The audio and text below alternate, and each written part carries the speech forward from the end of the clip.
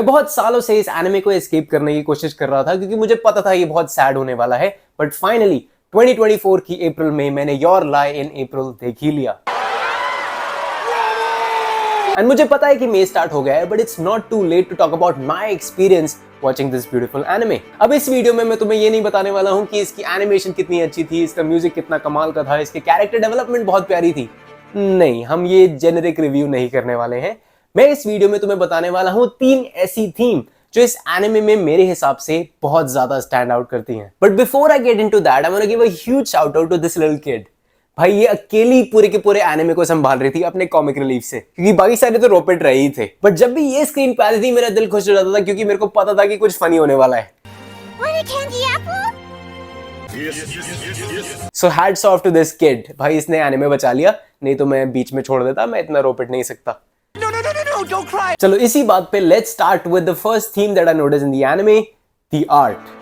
And no, मैं background design और character design की बात नहीं कर रहा हूं, मैं बात कर रहा हूं the form of expression की, जो इस एनिमे में हमें देखने को मिला through piano, violin, soccer and softball. अगर हम आर्ट की बात करें तो बहुत सारे लोग ऐसे होते हैं जो अपनी लाइफ में पूरी की पूरी जिंदगी लगा देते हैं एक आर्ट को सीखने और उसको बेटर करने में, एंड उनके सक्सेस के पीछे आती है बहुत सारी struggle, pain, disappointment and failure, जो उनको एक बेटर आर्टिस्ट बनाता है at the end of the day. And कमाल की बात तो यह है कि the art is directly related to your emotional state. You may try to hide your emotions, but जब आप परफॉर्म करने जाओगे आपके आर्ट के थ्रू सारे के सारे इमोशंस बाहर आ जाएंगे, जो कि हमने योर लाई इन अप्रैल में भी देखा। तुम कैरेक्टर को परफॉर्म करते हुए देखोगे एंड तुम्हें रियलाइज होगा कि कलर्स चेंज हो रहे हैं, उनकी एंगर, उनकी फ्रस्ट्रेशन, उनकी सैडनेस सारी की सारी रिफ्लेक्ट हो रही है उनके म्यूजिक में।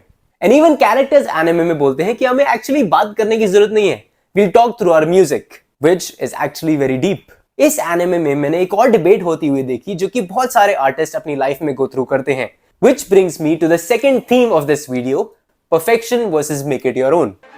आरिमा की mother being an example wanted him to play note by note, जैसे कि कंपोजर ने उसको एक्चुअली लिखा था, जिसकी वजह से उसको लोगों ने ह्यूमन मेट्रोनोम बोलना शुरू कर दिया था, because he could copy note by note every composition without fail like a machine. And एक दिन गलती से उसने अपनी इमोशन से प्ले किया, क्योंकि उसकी मदर उसको देखने आई थी उसकी परफॉर्मेंस के लिए, एंड उस चक्कर में उसकी बहुत पिटाई हुई। Your performance was garbage। But the big question and the dilemma in the anime was, is it really important to be perfect? आप काफी कैरेक्टर्स को इस एनिमे में देखोगे बोलते हुए I want to make this piece my own, but what does that even mean?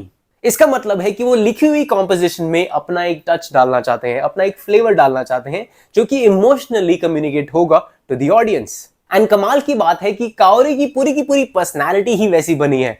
She can't do anything note by note। She ends up adding her own personality to it every time। तभी आप पूरे anime में notice करोगे कि Kaori और Arima के characters polar opposites हैं, and maybe that's why they attract to each other. Kaori की पहली परफॉर्मेंस के बाद जजेस का रिएक्शन देखने वाला था, because she went out of the script and played through emotion. She actually offended a lot of musicians। How dare you sully the score? But she actually enjoyed what she played। That's the moral of the story। But finally हमें इस dilemma का answer मिलता है when we see Arima accepting the fact that we don't have to be perfect। We can just make it our own, add our own passion, emotions to the music and play it like we want to। और जब वो ऐसा करना शुरू कर देता है, he starts playing for somebody, because of somebody, he realizes how beautiful music can be। And इसी बात पे आती है the third major theme that I noticed in the anime, the lie। I mean, हाँ, मुझे पता है इस एनिमे का सबसे ऑब्वियस लाई था काओरी का लाई, that she lied friend A all this time। But मेरी लाई की डेफिनेशन थोड़ी सी डिफरेंट है। इस एनिमे में थोड़ा सा डीप जाओगे एंड तुम्हें रियलाइज होगा कि बहुत सारे कैरेक्टर्स अपने आप से झूठ बोल रहे हैं। For example Arima's mother, she knew that she did not have enough time to spend with her kid, and वो पेन, वो सॉरो उसने डायरेक्ट किया towards anger for him not playing piano correctly। I'm out of time। This is all I can be। She suppressed her true feelings and projected her dreams onto Arima, forcing him to play piano perfectly, which led to childhood trauma। Now I just wish you were dead। Second example आता है सुबाकी का lie।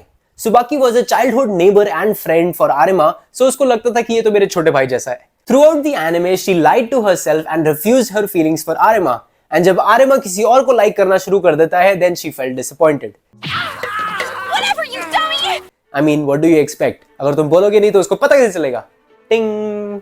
And finally आता है आरिमा का lie He lied to himself that the ghost of his mother was actually haunting him and had cursed him to not be able to hear any notes. But in reality, he was too weak to understand how much his mother actually loved him. I mean, इतना trauma उस पे डाल दोगे तो उसको कैसे पता लगेगा? And जब वो सच्चाई को accept कर लेता है, he realizes कि his mother was always there to support him. And then his curse finally transforms into a blessing. This is the sound Mom gave me. The whole anime does a complete loop from pretty summers to cold winters back to pretty summers. And through these transitions, our characters are left with beautiful memories which make them a better version of themselves. So ये थे मेरे opinions about Your Lie in April anime. Let me know in the comments below अगर तुम मेरे 3 themes से agree करते हो या नहीं. And अगर तुम यहाँ तक वीडियो में पहुंच गए हो तो consider subscribing because मैं ऐसी anime videos हर हफ्ते बनाता रहता हूँ. मैं तुम्हें मिलूंगा next week. तब तक के लिए anime देखते रहो and bye bye.